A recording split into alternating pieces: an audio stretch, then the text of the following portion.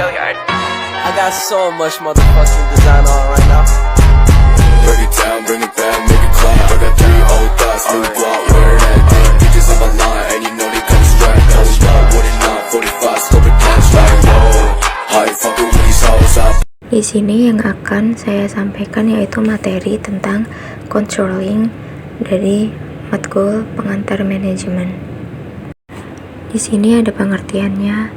Controlling is a systematic effort by business management to compare performance to predetermine standard plans or objectives to determine whether performance is in line with these standards and presumably to take any remedial action required to see that human and other corporate resources are being used in the most effective and efficient way possible in achieving corporate objective. Menurut Mockler, fungsi controlling merupakan bagian dari sistematika manajemen pelaksanaan tugas tertentu. Konsep yang diusung oleh Mockler tentang controlling adalah memiliki kriteria, norma yang harus dipatuhi, standar, perbandingan, dan koreksi untuk perbaikan pengawasan.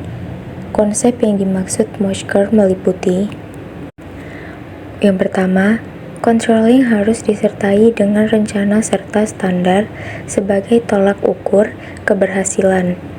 Yang kedua, controlling harus disertai dengan pelaksanaan kerja agar bisa mencapai tujuan yang sudah ditentukan. 3. Controlling harus disertai usaha membandingkan pencapaian yang diperoleh dan standar ketentuan awal yang sudah dibuat sebelum pelaksanaan. 4. Controlling harus disertai dengan perbaikan setelah evaluasi dilakukan berdasarkan hasil kerja pengawasan sesungguhnya. Tujuan controlling. Apabila sudah memahami fungsi controlling, sudut pandang ahli, dan konsep pelaksanaannya, maka tujuan controlling perlu digarisbawahi agar pemahaman tentang controlling atau pengawasan lebih mendalam dan mudah diingat. Berikut tujuan controlling atau pengawasan. Di sini ada tujuan controlling. Yang pertama, ada tujuan controlling adalah memberi jaminan ketetapan dalam proses pelaksanaan tugas sesuai dengan rencana yang sudah dibuat, bisa didasarkan atas kebijaksanaan dan perintah. 2. Tujuan controlling adalah melakukan koordinasi atas proses pelaksanaan pengawasan yang sudah ditetapkan untuk dikerjakan. 3. Tujuan controlling adalah untuk melakukan tidak pencegahan perilaku pemborosan dan penyelewengan saat menjalankan suatu kebijakan atau perintah. 4. Tujuan controlling adalah menjamin terwujudnya kepuasan masyarakat terhadap produk berupa barang dan jasa yang dihasilkan. 5. Tujuan controlling adalah membangun serta melakukan pembinaan terhadap kepercayaan masyarakat kepada pemimpin organisasi. Dalam hal ini bisa diartikan pemerintah. Adapun fungsi controlling. Yang pertama, mengevaluasi keberhasilan pencapaian target dan tujuan sesuai indikator yang sudah ditentukan. 2. Mencegah terjadinya kelalaian, penyimpangan, dan penyelewengan, sehingga tidak menimbulkan kerugian. 3. Berguna untuk mengambil upaya koreksi atau klarifikasi terhadap penyimpangan yang mungkin bisa ditemukan. 4. Untuk menjalankan berbagai macam alternatif solusi terhadap berbagai masalah yang berkaitan dengan pencapaian tujuan perusahaan.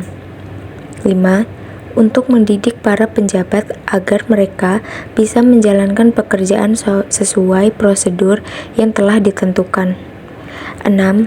Untuk mempertebal rasa tanggung jawab penjabat yang diberikan wewenang dan tugas untuk menjalankan pekerjaan. Apa saja jenis pengawasan dalam manajemen? Yang pertama, pengawasan internal dan eksternal. Pengawasan yang dilakukan oleh orang atau badan dalam satu payung yang sama dengan unit organisasi terkait dikenal sebagai pengawasan internal.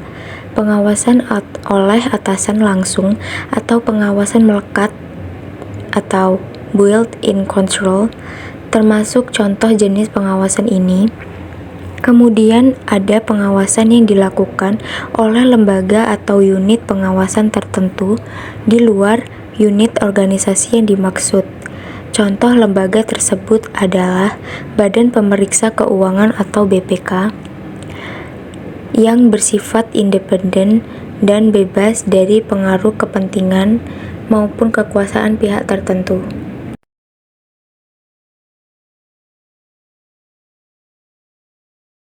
3. Pengawasan aktif dan pasif.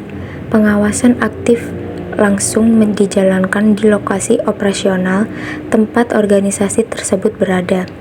Sementara itu, pengawasan pasif disematkan pada tindakan pengawasan yang dilakukan dari jarak jauh. Misalnya, lewat pemeriksaan surat-surat, dokumen, maupun laporan kegiatan. 4. Pengawasan kebenaran formil. Pengawasan kebenaran formil berarti pengawasan yang dilakukan berlandaskan hak hukum dan pemeriksaan kebenaran material berupa barang bukti, serta berkaitan dengan maksud dan tujuan kegiatan tersebut dilakukan.